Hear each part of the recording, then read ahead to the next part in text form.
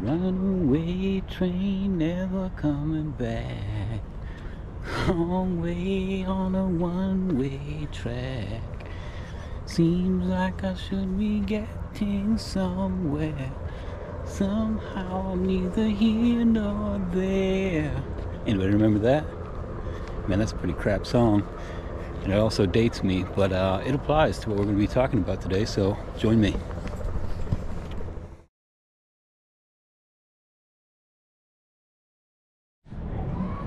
Hey everybody, I'm back here in Nashville.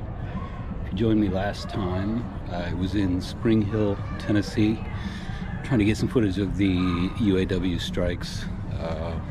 Ultimately didn't get any of that, but please do check out that video. Today I'm here to talk about something different but still economic, and it's the deficit and the national debt.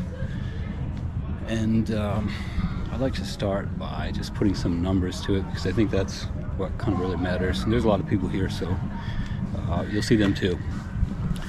But you guys probably know that I'm going to turn around and go this way because it's a little quieter. The national debt, as we all know, is today in 2023 stands at 33 trillion. And let's just start there, because per the Congressional Budget Office, it is expected to rise to 52 trillion in 10 short years. So we're going to go from 33 trillion today in 2023 to 52 trillion by 2023. So there are a lot of ways we can look at that number, or those two numbers, and what we can do with them. We pretty much all know that those are huge numbers, but we don't really have much perspective when it comes to what they mean. One way to look at them is to simply compare them to GDP, and by that measure, right now, we are in a situation where the GDP this year is expected to probably be about $27 trillion. And when you compare that to the deficit's much higher. It's 33 trillion. So already we're at a place where the GDP, even if we were to direct all of it toward the national debt, we wouldn't be able to pay it off. Not that would even be feasible. But that's where we're at. So that's one way to look at it. And then if we compare that to the number that I just talked about, that 52 trillion that's upcoming in by 2033, well, then it gets actually worse, because the gap widens. Our GDP in 2033 is expected to be, per the CBO, about 39 trillion. So anyway, that gap is going to increase. So that's the first way we can look at it.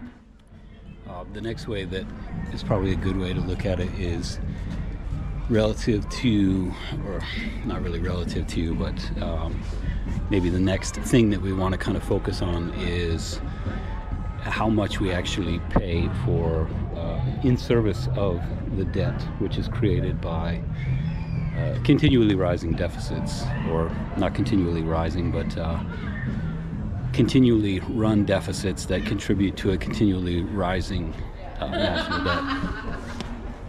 And so one of the things that is really important in that conversation is how much of that GDP that the country makes is directed toward servicing the debt.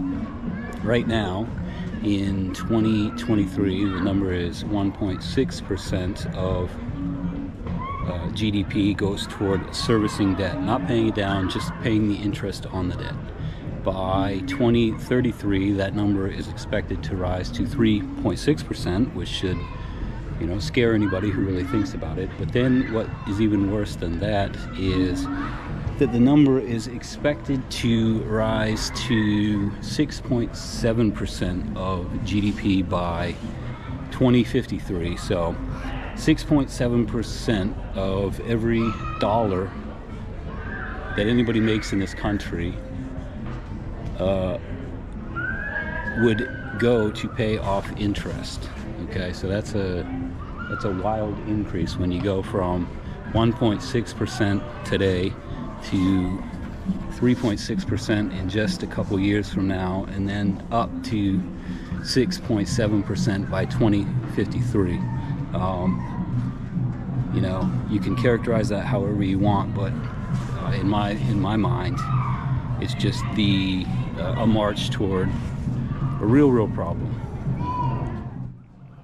If the rising interest payments relative to GDP aren't enough, there's the continuing problem that the ratings agencies that govern U.S. creditworthiness are sending strong signals to the U.S. that basically it's going to get worse. So if you're following that conversation, right now there are 3 credit ratings agencies that govern national debt: Standard & Poor's, Fitch, and Moody's. And in you may or may not have read the recent headlines, but Moody's is the remaining holdout of the 3 who has not already downgraded U.S. creditworthiness. So they're the one that has U.S. creditworthiness still standing at the highest level, but they basically recently just upgraded their outlook from stable to negative, meaning they're basically warning the U.S. They're basically warning the government that if they continue to do what they do, then they're next. And so basically there's a good chance that in the immediate or near future that all 3 credit ratings agencies, Fitch, which downgraded U.S. creditworthiness in August, Standard & Poor's, which downgraded it in 2011, and Moody's, which basically just threatened to downgrade it, will all have downgraded it. And so that's what we're looking at. So the problem there is a big one. So like I said, if Moody's goes ahead and downgrades U.S. creditworthiness, then we're looking at a situation in which all 3 of the credit ratings agencies will have downgraded American U.S. government creditworthiness from its top tier to second best tier. And what that means is that interest then gets that much more expensive. Okay, it's the same exact situation as if you or I or anyone else were to essentially downgrade our own credit score. In turn, we would then be paying more interest when we went out to get a loan. And that's exactly what the U.S. is marching towards here. And so what that really means in the bigger picture is that those already stark numbers for future interest payments are going to become potentially that much worse, right? So basically the idea is that if we continue to run the credit wrong, we continue to ruin our credit, that